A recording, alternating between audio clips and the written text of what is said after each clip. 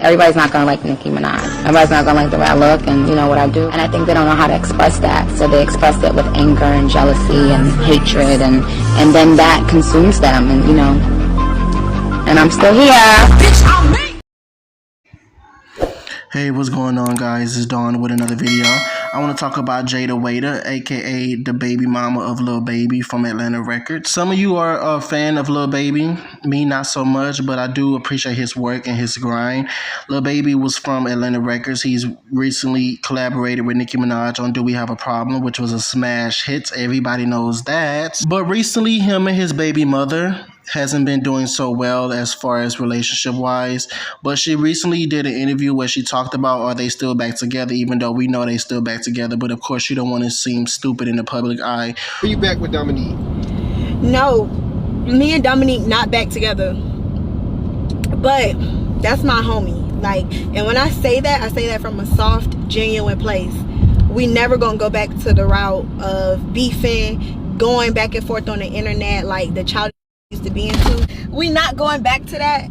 And food for thought, y'all, it's okay to be cordial and friends with somebody that you're no longer with. Like, it's okay to be cool.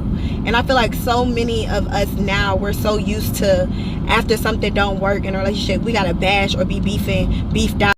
I understand everything she's saying, but we all know she went back to him. I mean, he's the father of her child. He is the most likely the financial, stability in the household, but she's definitely fucking him. Like, come on, it's Lil Baby. I saw a comment on the Shade Room saying that a man who did you wrong in a relationship doesn't deserve the same when y'all cordial, which I respect, because at the end of the day, you can't divide the emotions between someone who you had a baby with, and she's young. She's younger than him.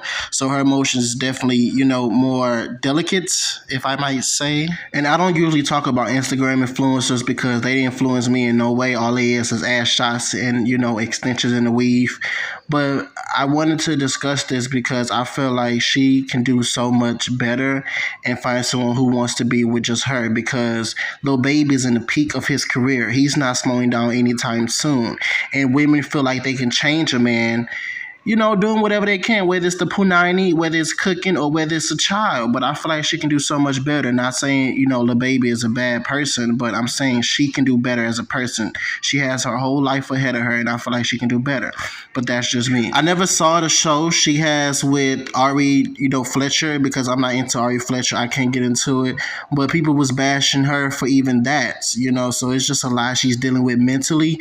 And me personally, I feel like she should really just try to focus on something that's her own lane. She don't want to always be the baby mama of a rapper. Like, that's not a way to come up. It's not. Moving on to SZA. SZA dropped her amazing album, SOS. SZA has really done it with this album. My favorite song on the album is Too Late, Notice Me, Gone Girl, I think the name is, and another one, the intro song, and Kill Bill, and Seek and Destroy, of course. And of course, we had people who didn't agree with the album. People saying, why do people care if SZA makes sad girl music?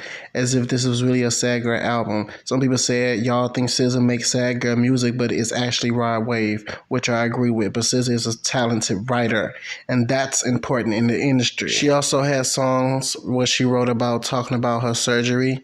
People was debating if she has surgery or not, and she answered that. And of course, people online have something to say about that. They said stuff like it's on her back. Another person said, from this angle, it looks crazy. Somebody said it's so high up. Somebody said BBLs be looking interesting in sweat. Anyways, at the end of the day, people can say what they want to say about SZA, but SZA album alone has been breaking records that not everybody can do. It debuted #1 with the biggest streaming week ever for an R&B album.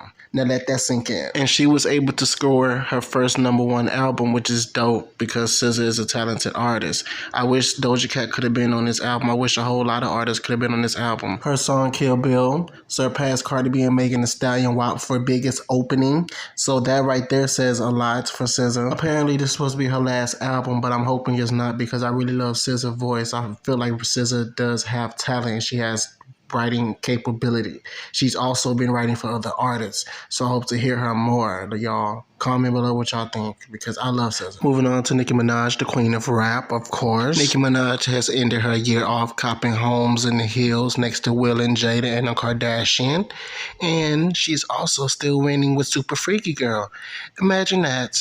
And now that the queen is on hiatus, everybody want to talk about stopping bags. Whose bags is being stopped now?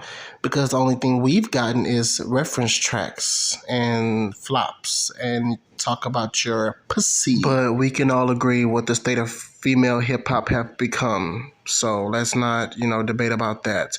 But let me know how you feel about these topics. Comment, like, subscribe, and I'll be back with another video.